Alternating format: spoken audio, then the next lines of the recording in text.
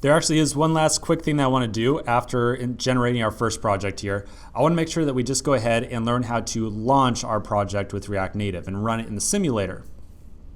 The simulator process, or getting it set up for every platform, is just a little bit different.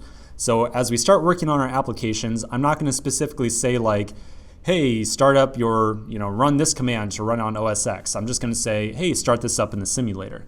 So if you are on OS X and you're running an iOS application when we get started, we're going to use exactly one command to run our application on iOS. And it's basically this right here. You probably already read it yourself. First, I'm going to change into my project directory, so albums, and then I'm going to run React Native run-iOS.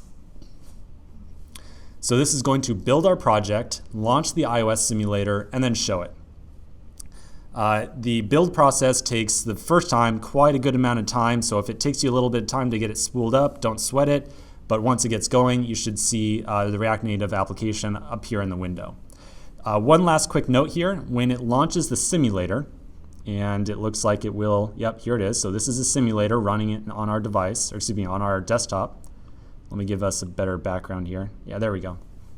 One very quick note here, something that I have occasional issues with is once the application starts up and we get the simulator here, it, for whatever reason, decides not to automatically launch the app for us. So if that happens to you, if the simulator starts up but like nothing actually happens and it looks like everything else is all done, you can drag here, so just click and drag over to the second tab, and then you should have your application of albums on the screen, just like I have these others on here, and you can just click directly on albums to get started. So again, if it does not automatically dump you into the application, you can just drag on over and click it to get started.